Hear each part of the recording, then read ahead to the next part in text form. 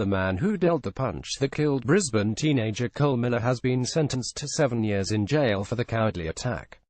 New Zealand national Armstrong Renata faced the Brisbane Supreme Court on Friday, having pleaded guilty to a count of unlawful striking causing death over the January 2016 assault. The 23-year-old was sentenced to 7 years in prison. Justice Helen Bovskal described the Fortitude Valley incident as cowardly and violent. She said Renata's actions stole the life of a young man and destroyed those of his family and close friends. But she said it was also a tragedy that Renata, who will have to serve at least 80% of his term, found himself in the dock. Renata had punched the promising water polo player in the head while out in the Fortitude Valley nightclub district on the 3rd of January 2016. The 18-year-old sustained massive brain trauma and his family made the heartbreaking decision to turn off his life support on the 5th of January. Before the sentence was handed down, the court heard victim impact statements from Cole Miller's parents describing the nightmare of losing the beloved son. His father, Stephen, said his youngest son was a kid with a dream and his death had thrown the family into utter turmoil.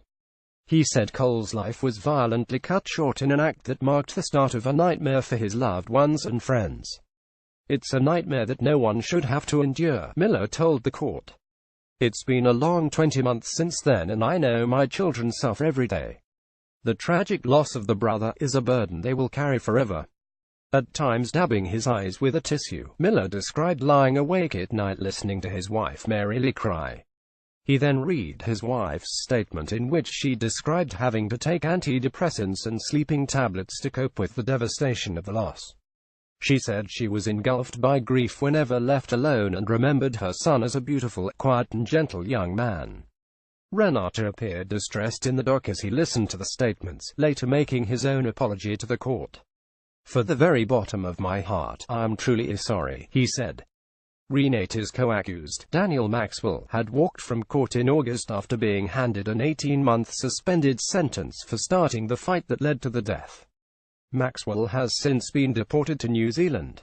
The more than 600 days spent by Renata in president's custody were declared as time already served.